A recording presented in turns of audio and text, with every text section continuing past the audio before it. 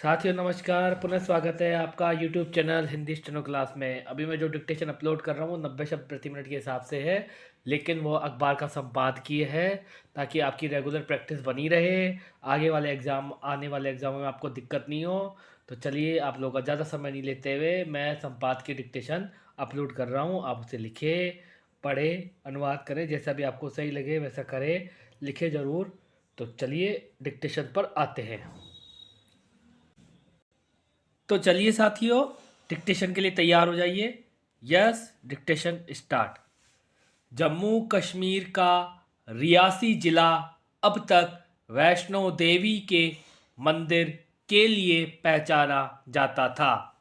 इसी जिले के सलाल हेमाना इलाके में दुनिया का दूसरा सबसे बड़ा लिथियम भंडार मिलना भारत के लिए किसी जैकपॉट से कम नहीं है। भारतीय भू सर्वेक्षण जीएसआई के वैज्ञानिकों ने 59 लाख टन लिथियम भंडार की खोज कर रियासी को अंतर्राष्ट्रीय सुर्खियों में ला दिया है।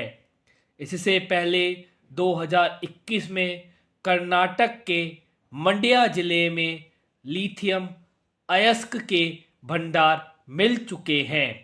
वहां के 1600 टन के मुकाबले रियासी के भंडार कहीं ज़्यादा विशाल है। आर्थिक, राजनीतिक और पर्यावरण की दृष्टि से महत्वपूर्ण इस खोज ने आत्मनिर्भर भारत की दिशा में संभावनाओं के बड़े दरवाजे खोल दिए हैं। पैराग्राफ।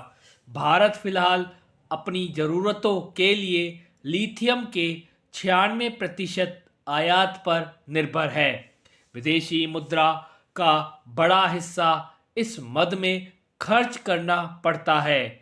लिथियम आयन बैटरी के आयात पर भारत ने 2020-21 में 8,984 करोड़, जबकि 2021-22 में 13,838 करोड़ रुपए खर्च किए।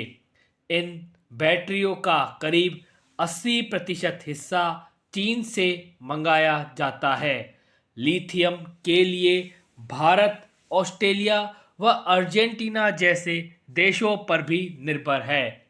रूस यूक्रेन युद्ध के कारण लिथियम उत्पादक देशों से आपूर्ति बाधित होने से इसकी कीमतें बढ़ गई हैं। फिलहाल 1 टन लिथियम की कीमत 57.36 लाख रुपए है। इस अलोह धातु का इस्तेमाल मोबाइल, लैपटॉप, वाहनों आदि की चार्जेबल बैटरी बनाने में किया जाता है।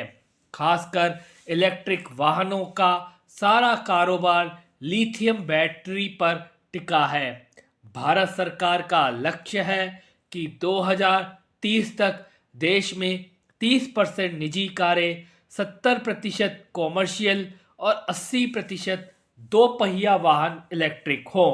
भारत काफ़ी समय से इस क्षेत्र में आत्मनिर्भरता के लिए अर्जेंटीना, चिली, ऑस्ट्रेलिया और बोलीविया जैसे धनी देशों की लिथियम खदानों में हिस्सेदारी खरीदने की तैयारी में जुटा था।